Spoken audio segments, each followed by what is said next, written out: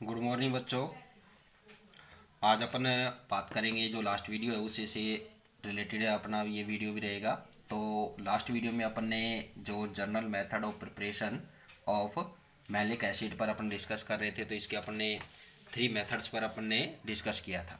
ठीक है, तो इसके 2 मेथड्स और थे जो मैं आपको लास्ट वीडियो में ऑलरेडी बता भी चुका हूँ ये।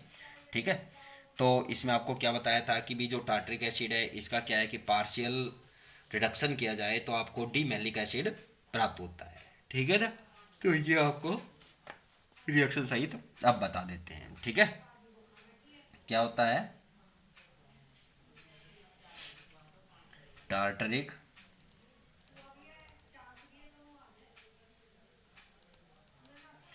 टार्टरिक एसिड का हाइड्रोजन आयोडाइड के साथ पार्शियल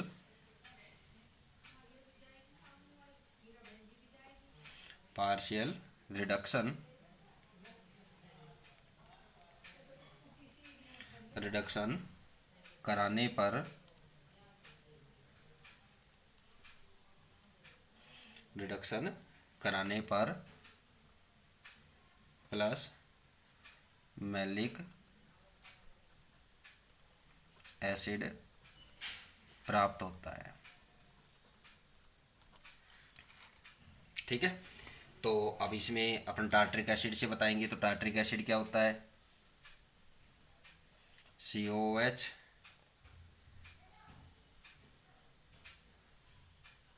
OH H OH और COOH। ठीक है, ये क्या है? Tartaric acid. और इसका आयुपेशी नेम क्या है? 2,3 डाईहाइड्रोक्सी ब्यूटेनोइक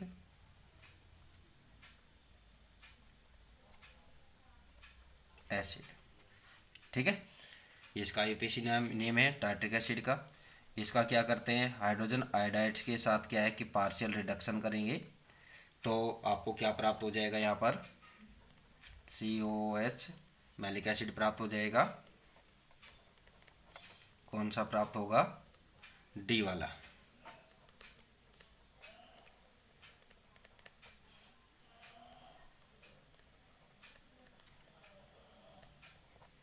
प्लस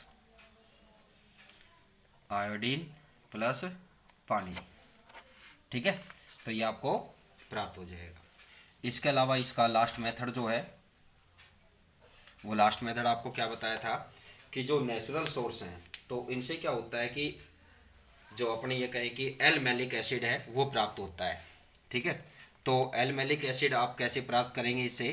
तो इसमें क्या है कि एसबेरियो जो एसबेरीज होती है, बेरीज जो होती है, उनका जो जूस होता है उस जूस में क्या है कि अपने दूध या चूना, ठीक है, मिल्की जो चूना होता है इसके साथ क्या करते हैं? बॉईल करते हैं तो कैल्शियम मैलेट का क्या बनती है? प्रेसिपिएट बनती है, अवक्षेपित हो जाता है ये कैल्शियम मैलेट के रूप में। ठीक है, जो अब कैल्शियम मैलेट है उसको क्या करते हैं? डाइल्यूट H2SO4 के साथ हीट करने पर क्या होता है कि मैलिक एसिड आपको प्राप्त हो जाएगा। ठीक है, नेचुरल सोर्स प्राकृतिक स्रोत से एल मैलिक एसिड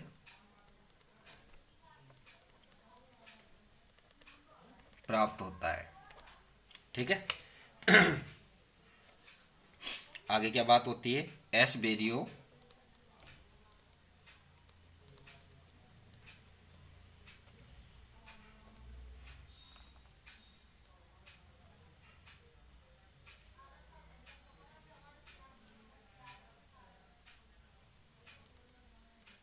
एसबेरीज के जूस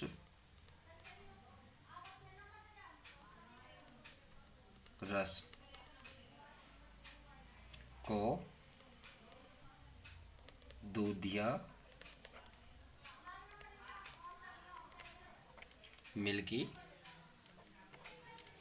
मिल्की चूने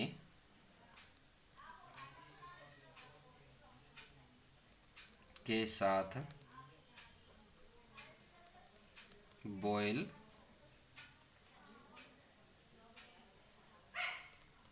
करने पर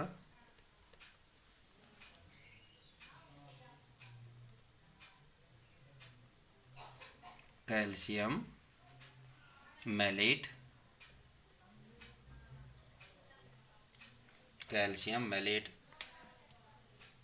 अवक्षेपित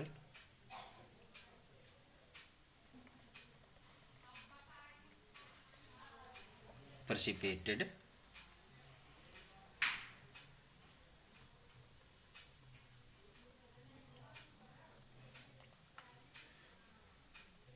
हो जाता है। ठीक है, जो डाइल्यूट H2SO4 के साथ हीट करने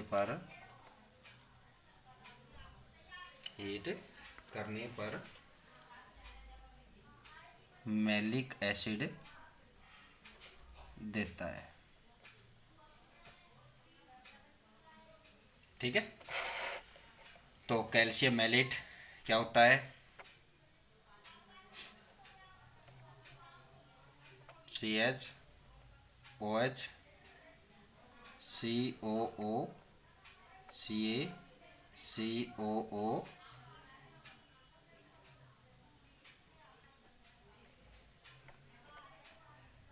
CH2। ठीक है, ये क्या है? Calcium mallet.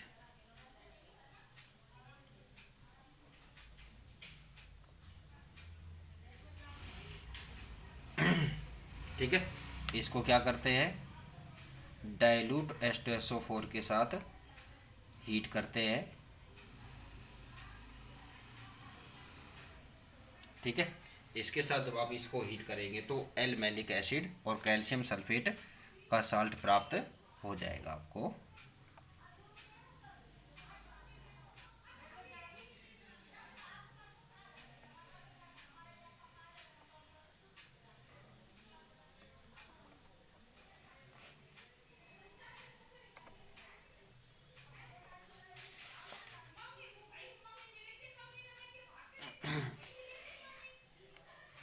क्या प्राप्त हो जाएगा आपको?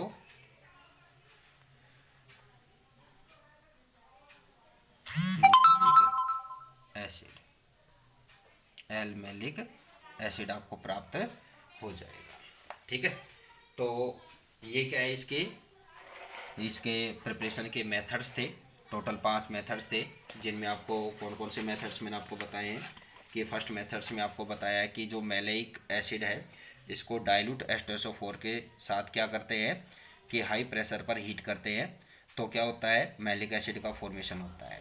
इसी तरह से लेबोरेटरी में इसका फॉर्मेशन बताया था, तो ब्रोमोसक्सिनिक एसिड के साथ ब्रोमोसक्सिनिक एसिड को क्या है कि एनहाइड्रस सिल्वर ऑक्साइड या क्या कहें अपने सिल्वर हाइड्रोक्साइड के साथ हीट करने पर आपको क्या प्राप्त हो जाएगा?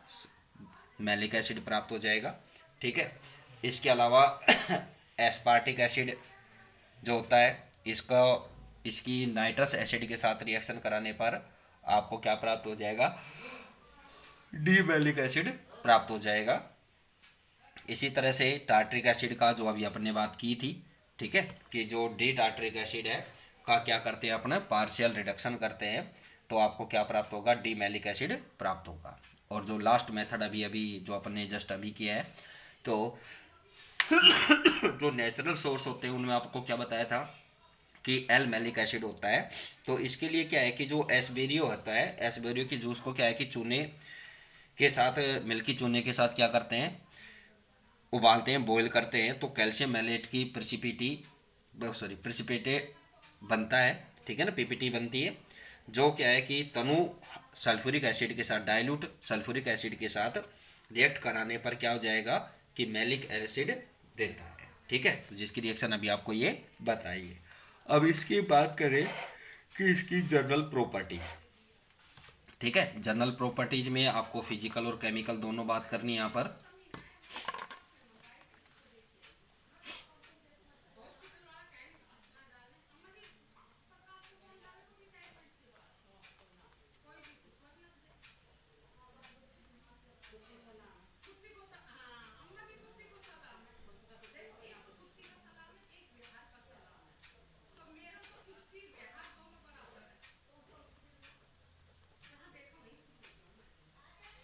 ठीक है, जनरल प्रॉपर्टी में अगर अपन बात करें इसकी फिजिकल प्रॉपर्टी पर, तो फिजिकल प्रॉपर्टी में क्या है कि इसके डी और एल दोनों रूप होते हैं, यानी कि इसका वामावर्त और दक्षिण और वामा, ठीक है, दोनों होते हैं, यानी कि जो अपने क्लॉकवाइज और एंटी क्लॉकवाइज बोलते हैं, ठीक है। दोनों रूप में ये क्या होते हैं, कलरलेस होते हैं, क्रिस्टलाइन होते हैं, और ये क्या होते हैं, आर्द्रता ग्राही, जिसे क्या बोलते हैं, डी लिक्विसेंट, ठीक है।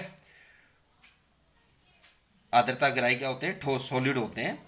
इनका जो बॉइलिंग पॉइंट है, मेल्टिंग पॉइंट होता है वो 100 डिग्री सेंटीग्रेड होता है, ठीक है। जबकि इसके अगर अपने रेसिमिक मिक्सचर का अगर अपने बॉइलिंग पॉइंट, मेल्टिंग पॉइंट की बात करें तो वो 130 डिग्री सेंटीग्रेड होता है, ठीक है। और ये क्या है कि आर्द्रता ग्राही भी नहीं होते, यानी कि लिक्विसेंट भी नहीं होता है, ठीक है। ये वाटर तथा अल्कोहल में क्या होता है, सोलूबल होता है, ठीक है। जबकि ईथर में इसकी विलयशीलता क्या होती है, सोलूबिलिटी लेस होती, कम होती, यानी कि ये अपनी ये कहें कि जो अपने नॉर्मल सोलवेंट है उनमें तो ये सोलूबल है, बट ये क्या है कि जो ऑर्गेनिक सोलवेंट लाइक ईथर, इनमें क्या होता है कि ये क्या होते हैं, लेस सोलूबल होते हैं, कम विलयशील होते हैं, ठीक है। तो ये इसकी एक जनरल प्रॉपर्टी थी जो आपको नोट नहीं कर रहा हूं मैं यहाँ पर। अब इसके बाद जो बात आती है इसकी केमिकल प्रॉपर्टीज, क्या बात कर रहे हैं अपने यहाँ पर, केमिकल प्रॉपर्टीज पर बात कर रहे हैं।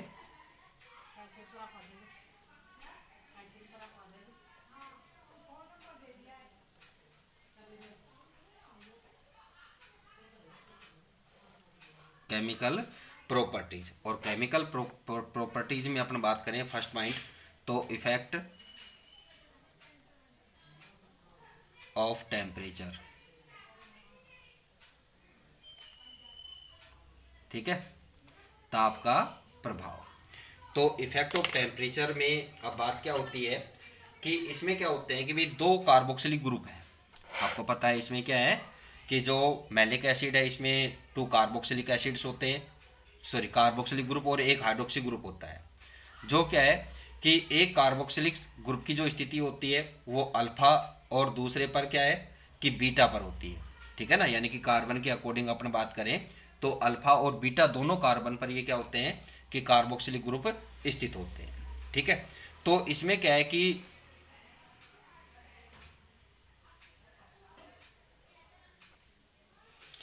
अब क्या है कि जब इसको अपने हीट करते हैं तो बीटा हाइड्रोक्सी जो एसिड है, यानी कि इसमें आपको पता है कि इसमें अल्फा हाइड्रोक्सी एसिड भी है, ठीक है ना भाई। इसकी अगर अपने कंडीशन पर बात करेंगे तो जो इसका फॉर्मूला उसके अकॉर्डिंग क्या है कि अल्फा कार्बन पर क्या है, हाइड्रोक्सी ग्रुप भी है, तो इसलिए इनको क्या है, हाइड्रोक्सी एसिड भी कहा जाता है।